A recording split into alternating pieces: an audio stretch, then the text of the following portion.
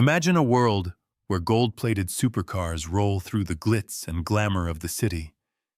But just a few hundred kilometers away, Yemeni children grow up amid bombs and starvation. Yemen, a country many people never even think of, is the polar opposite of Arab prosperity.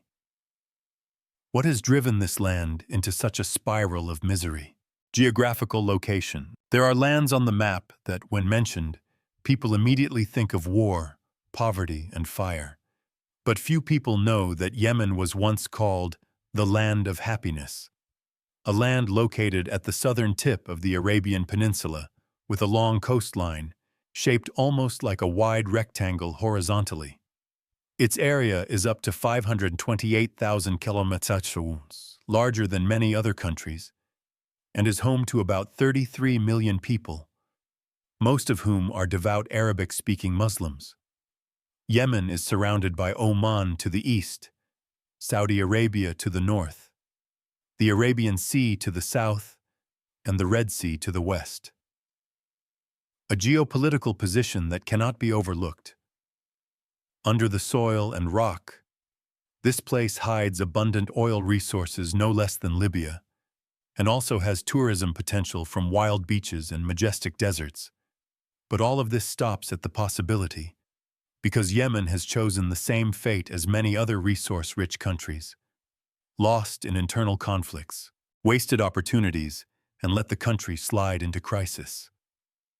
Today, setting foot in Yemen is almost impossible, because flights here have become rare and tourism is almost paralyzed, while more than 80% of the population is living on aid. Yemen's story is not just a news story, but also a reminder of the fierce price of instability, when a land once rich in potential is now imprisoned in wounds that have never healed. A history of turmoil and a collapsed economy. In fact, Yemen was part of the Ottoman Empire until about 200 years ago. However, things were not going well for the Ottoman Empire at that time, and the Turks were struggling to maintain territorial integrity. Taking advantage of this, the British came to Yemen in the mid-1800s and incited the local people to fight against the Ottoman forces. During that period, many uprisings broke out in Yemen, and the British-backed Arabs separated Yemen from the Ottoman Empire. Then, World War I ended in failure, and after the Mondros Armistice, Yemen was no longer an Ottoman territory. If you ask what happened to Yemen after that, it was a constant struggle for power between Arab tribes, and the Arabs were never able to unite. Finally, in 2011, the Arab Spring dragged Yemen back into a cycle of chaos, unemployment, and economic crisis, leading to the collapse of the government. Since then, Yemen has been plagued by chaos and terrible corruption. There is no unity or solidarity within the country, nor can any savior leader emerge from within.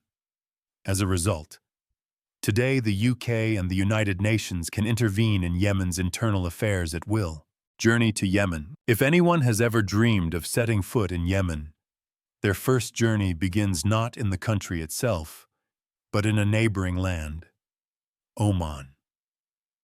With no direct flights, the most likely entry point is the city of Salalah, which has an airport and a 33-kilometer road leading to the border.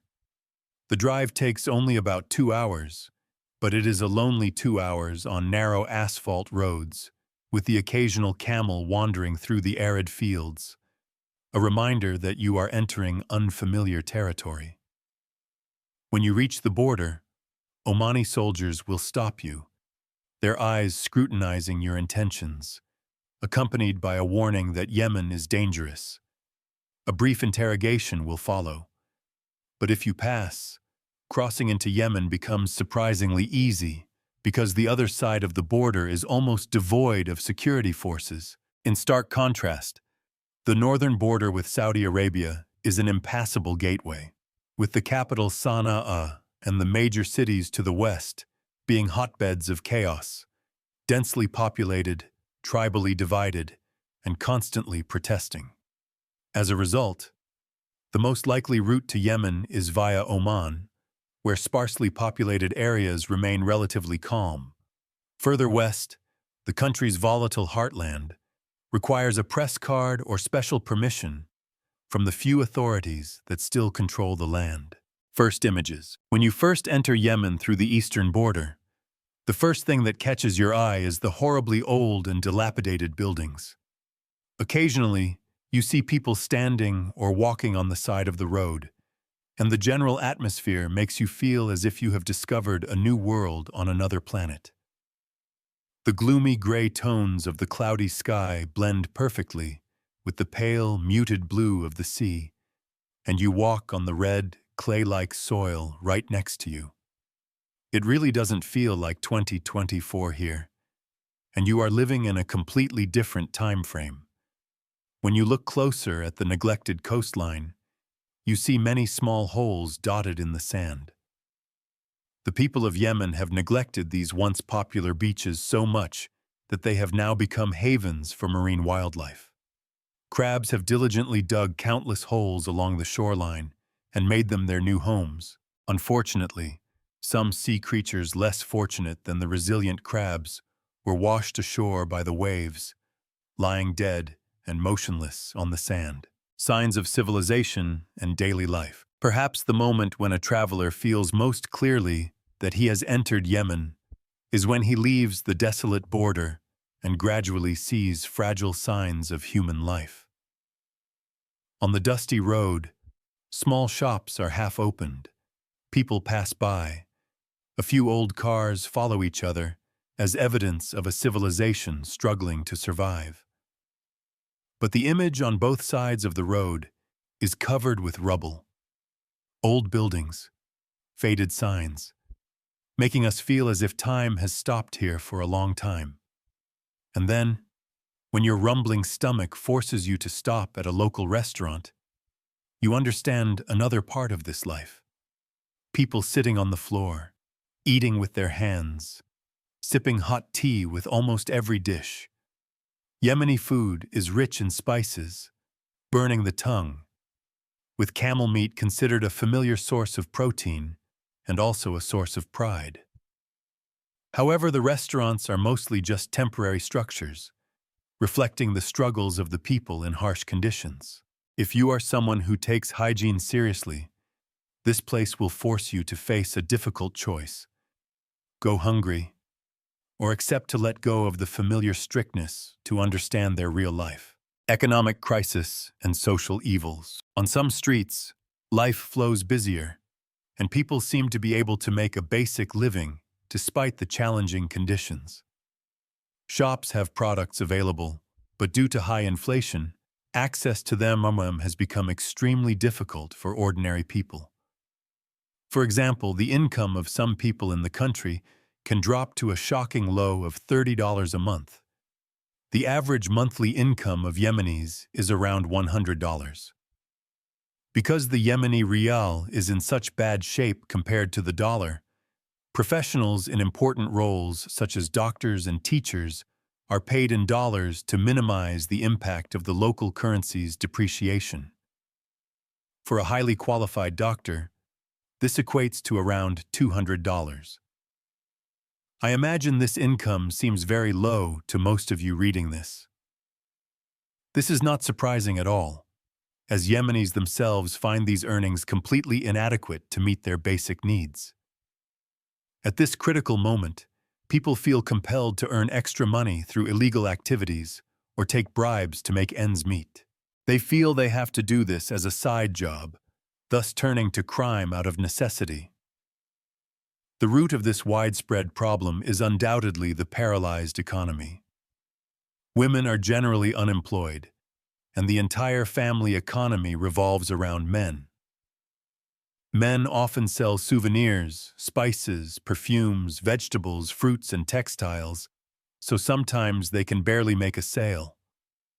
When you buy something from Yemenis in the city, they are genuinely happy, and you can see their faces beaming with smiles. They are not hostile to cameras and do not mind being filmed. It is also worth noting that shopkeepers often handle most of the products directly with their hands. Architecture, transportation, and local culture. Entering the narrow streets of Yemen, you feel as if the gray walls are about to fall down at any moment. The old buildings have gone too far from their heyday and only exist as tired witnesses. The strange thing is that on the streets, most of the faces are in their 40s and 50s, and it is rare to see the shadow of a young man in the square, as if youth has long since left this land. Men's clothing still retains the traditional Arabic appearance, almost without any Western influence, reflecting a closed lifestyle and clinging to the past. But what makes you unforgettable are the rubbish-strewn streets, everywhere you go, like a harsh reminder that the infrastructure here has almost completely collapsed. All the signs are written in Arabic, and if you do not understand the language, orientation becomes a challenge. Even more difficult when people hardly speak English, forcing you to have a guide with you. In the markets, Yemen reveals another world, where you'll find the cat leaf, which looks like spinach, but is a spiritual treasure to Yemenis. They grow it, buy it, and chew it for relaxation, a fleeting high that many say is addictive.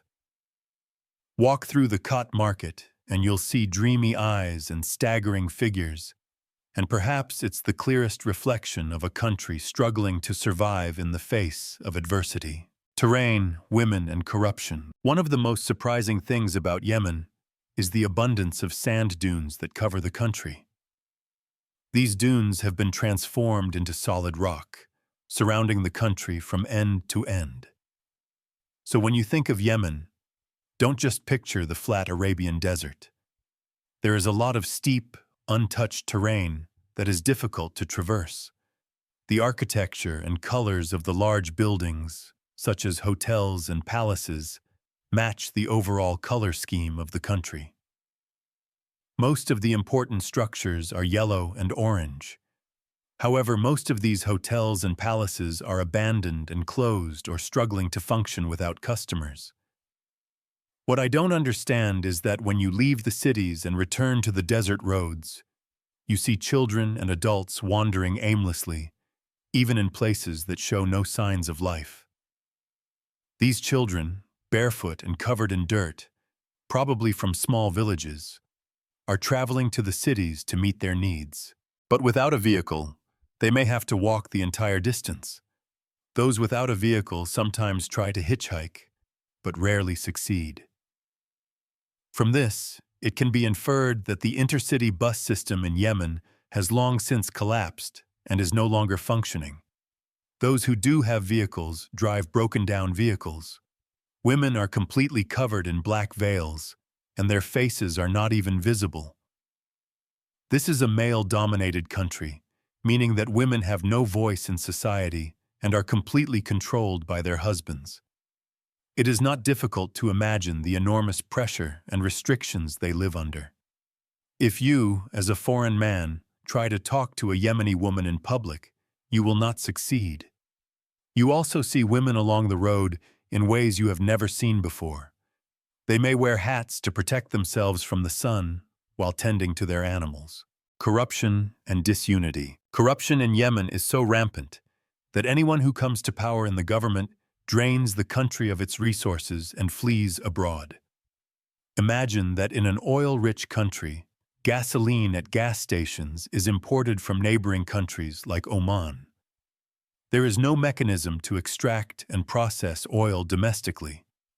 Instead of serving the people, politicians focus on their own survival. They sell the country's oil and transfer the money to their bank accounts in Europe. As a result, the people are left to fend for themselves, leading to the degradation of cities and people walking around with knives and guns. This is the core problem in Yemen. Not only is there no strong political authority, but there is also no unity and solidarity among the people, and looting is rampant. Some towns have been People live in isolation, completely ransacked and abandoned. In some areas, people walk around with rifles for protection, including guides. Yemen is a country where kidnappings are common. There is no guarantee of what will happen to a person from one moment to the next. If you are defenseless against someone trying to assert their power, at worst, they will rob you. However, if you have something to defend yourself with, you can at least try to defend yourself or threaten them. This is exactly what the guide explained. Poverty and hope. If one day you come across women sitting quietly in the middle of the street in Yemen, don't be surprised, because they have only one purpose: to stretch out their hands to beg, not out of habit, but out of desperation. Sadly, images of female beggars appear everywhere, begging for every bit of food to feed themselves and their children. Ironically, while complaining about the harsh life and lack of food, men here continue to have 6 or 7 children in a family, as if fate has forced them into a vicious cycle with no way out. As a result, most children do not go to school, do not know the concept of education, do not touch technology or nurture any dreams for the future. For them, the greatest joy is simply playing soccer in an empty field or being indescribably happy when receiving a small gift from a guest from afar. As for the girls, their childhoods are spent carrying water and doing housework in apartments so poor that they lack even basic plumbing. Yet, in this land of hardship, Yemenis still possess something that makes anyone pause: unshakable faith. They believe that the country will be better someday, and somehow they live on that hope. And even though they have little to spare, they are generous to strangers, willing to invite you to share whatever is left in their hands. Perhaps it is this hospitality that is a profound reminder that in the midst of extreme poverty and hardship, people can still choose to retain their dignity. Every trip has an end, so our exploration trip ends here. If you want to continue exploring countries like Russia, Uzbekistan, Bhutan, or small countries in Southeast Asia like Vietnam, Philippines, Laos, Thailand, please visit our channel to learn interesting things in other countries. Because videos with many likes are always prioritized, if you find this video interesting, please like, leave a comment, and share them with your loved ones so that our channel can grow, and from there will be the motivation for us to create more interesting and attractive videos about countries. Now goodbye, and see you again in the next videos. Sincerely thank you, and see you again.